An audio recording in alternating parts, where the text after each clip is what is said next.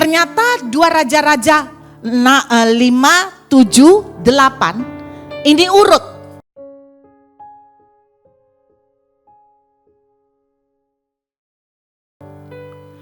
Dari Gehasi kena kusta, terjadi paceklik kelaparan, mereka ada di depan gerbang, lalu Gehasi ketemu raja.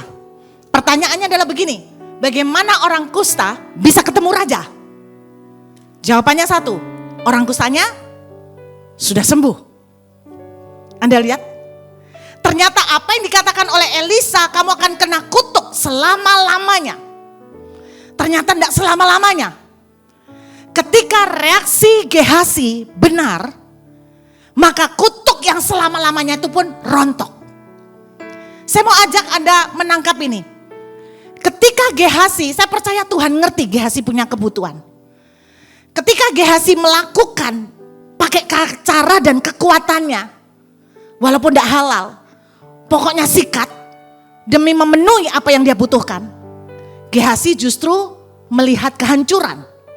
Tapi detik Gehasi itu melakukan dengan respon yang benar, melakukan pokoknya mengikuti cara Tuhan, belajar untuk jujur, belajar untuk bagi-bagi, gak egois, itu kan cara Tuhan semua, itu sifat-sifat Tuhan. Dan ketika Gehasi melakukan itu, dia akhirnya disembuhkan. Ada beberapa catatan yang menceritakan bahwa ternyata setelah kejadian ini, Elisa mendatangin Gehasi dan mendoakan kesembuhannya.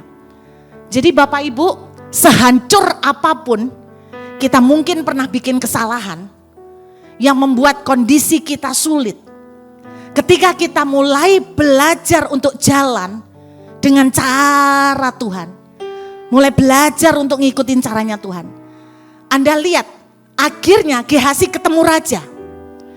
Orang bisa ketemu raja itu nggak main-main. Jadi pada akhirnya kebutuhan Gehasi pun terpenuhi. Karena dia hasil menjara orang Aram kan. Tetapi dia bukan cuma mendapatkan hasil jaran orang Aram, dia ketemu raja, itu artinya Gehasi juga mendapatkan akses dengan kondisi, dengan artinya dengan dekat dengan raja. Anda melihat, kesimpulan saya adalah begini. Ketika kita melakukan dengan cara Tuhan, pada akhirnya apa yang kita butuhkan akan Tuhan cukupkan, bahkan berlebih.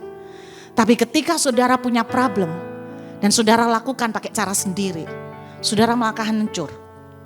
Saya ketemu dengan teman, ceritanya cuma singkat, dia konseling sama saya 1 jam tentang bisnis.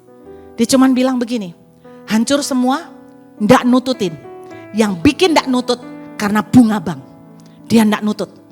Income tambah kecil, penjualan tambah merosot, tapi bunga makin gulung-gulung kayak bola salju. Dia sampai putus asa dan stres. Saudara, ketika kita melakukan pakai cara kita, kita makin hancur.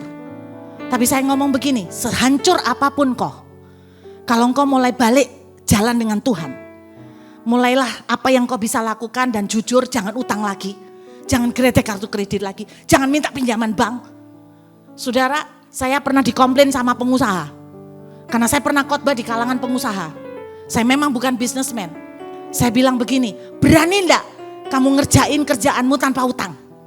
Saudara tahu pengusaha-pengusaha bilang, Bu, kalau tanpa utang enggak bisa jalan.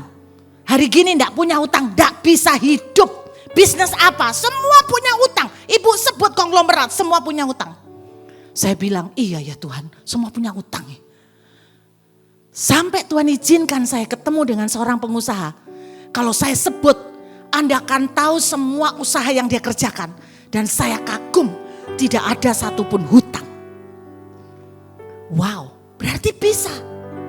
Kalau kita belajar benar-benar berjalan dengan cara Tuhan, maka keterbatasan saudara, Tuhan yang akan nutupin. Dan Tuhan akan berjalan di atas keterbatasan saudara.